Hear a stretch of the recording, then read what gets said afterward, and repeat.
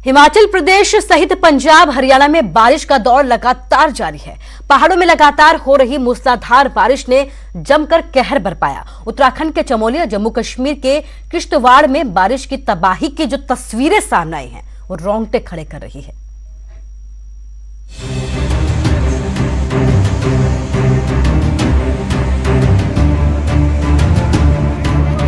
ये तबाही की तस्वीरें जम्मू कश्मीर के किश्तवाड़ की है, जहां आसमान से बारिश आफत बनकर बरसी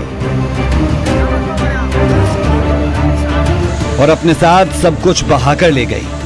नदी नाले उफान पर आ गए, फिर जो भी सैलाब के रास्ते में आया वो बह गया, जैसे ये गाड़ियां।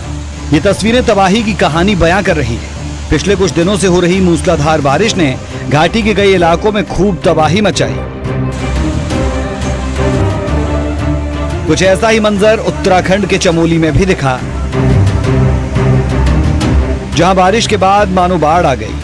मकान दुकानें क्षतिग्रस्त हो गई, नदी नालों में बाढ़ आ गई, इनके किनारे बने मकान दुकानों को नुकसान हुआ।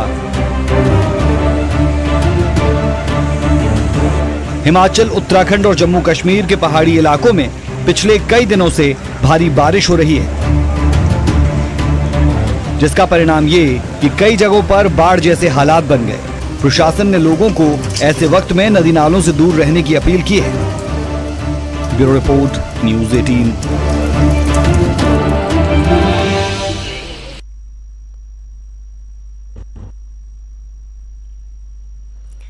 तो लगातार बारिश जारी है। हिमाचल में 15 अगस्त तक अलर्ट जारी किया गया है। इसके साथ ही हमारे संवाददाता विचित्र शर्मा हमारे साथ लाइव जुड़ गए हैं। विचित्र, आपसे ये जानना चाहूंगी कि 15 अगस्त तक अलर्ट जारी किया गया है, ऐसे में अभी की क्या तस्वीर है वहां से? देखिए कुसुम, 15 अगस्त तक बिल्कुल मौसम विभाग की ओर से जो है वो अलर्ट जारी किया गया है कि भारी बारिश हो सकती है। और जो ऊपरी क्षेत्र है यानी हिमाचल प्रदेश के जो पहाड़ी क्षेत्र हैं, ऊंचे क्षेत्र है, वहां पर बर्फबारी भी हो सकती है, इसकी भी आशंका जो है वो जाहिर की गई है। लेकिन मैदानी इलाकों में जो है वो भारी बारिश की आशंका जो है वो जाहिर की है मौसम विभाग ने।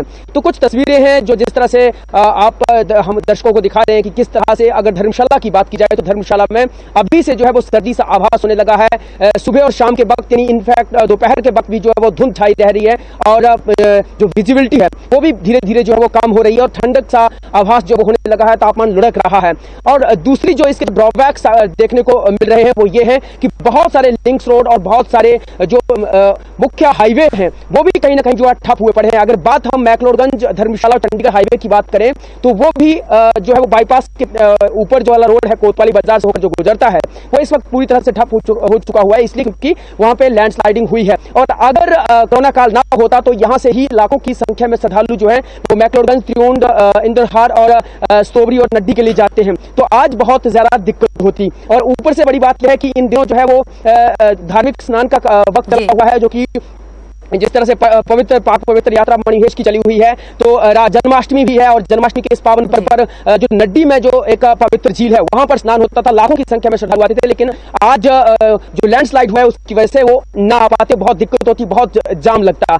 लेकिन कुछ तस्वीरें मैं आपको यहाँ से साझा करना चाहता हूँ कुसुम। ये देखिए तस्वीर है यहाँ के नदी नालों की। हालांकि आपने भी कहा है और खुद प्रशासन भी ये कह चुका है कि एहतियातन जो है वो कोई भी शख्स जो है इस वक्त नदी नालों की तरफ ना जाए। लेकिन आप देख सकते हैं तस्वीरों में कि इस वक्त कुछ लोग जो है वो अपनी जान जोखिम में उठाकर भी क्या करें, स्वरोजगार की खातिर जो है नदी नालों में आकर जो है वो यहाँ पर अपना जो है वो स्वरोजगार यहाँ से ढूंढ रहे हैं। यानी यहाँ से जब भी बाढ़ आती है तो यहाँ से रेत बजरी जो है वो ये नदी नाले जो अपने साथ बहा कर ले आते हैं। और ऐसे में ये जो ट्रैक्टर्स चालक हैं या फिर घोड़े खच्चरों के जो मालिक होते हैं वो यहाँ से जो है वो रोजी रोटी ढूंढते हैं और यहाँ से लेके जाते हैं। हालांकि जान जोखिम में ये लोग उठा रहे हैं। कई तस्वीरें हम पहले भी दिखा चुके हैं कि किस तरह से इन लोगों को की जान पर आफत बनाई है, बावजूद इसके अभी भी स्थिति जस की तस है। अब बात हम ये कहें कि प्रशासन की ओर से क्या एहतियात बरती जा रही है, तो ऐसा भी नहीं है कुसुम की प्रशासन जो है वो अपनी फौज जो है वो जगह जगह तैनात कर दे, अपने कर्मचारी जगह जगह भेजे। ये लंबी चौड़ी नदी नाले हैं, लंबी चौड़ी खड्डे हैं, तो कहीं से भी कोई भी शख्स जो है वो यहाँ पर आकर जो है अपनी जान जोखिम में उठाकर जो है इस तरह के काम किया करते हैं। और दूसरी बड़ी बात यह है कि नेशनल हाईवे जो है उसमें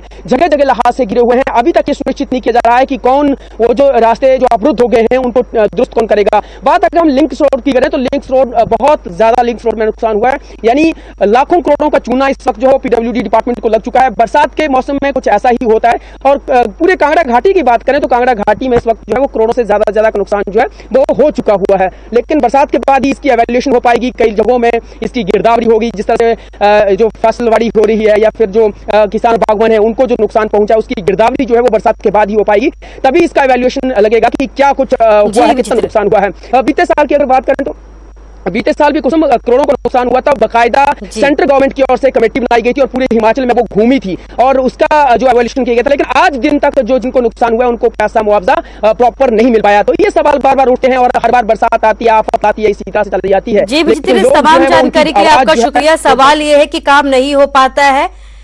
अभी एक बार फिर से चेतावनी जारी की गई थी कि नदी नालों के पास ना जाएं क्योंकि लगातार बारिश हो रही है और इस बीच संभावना जताई जा रही है कि जो नदी नाले हैं उसमें उफान आ सकता है। इसके बावजूद बहुत से लोग जान जोखिम में डालकर नदी नालों के पास पहुंचे। लगातार प्रशासन की तरफ से अपील की जा रही है कि जिस तरीके से अलर्ट जारी हुआ है बरसात का, उसके बीच आप नदी नालों के पास ना जाएं ताकि किसी भी तरह का कोई बड़ा हादसा ना हो।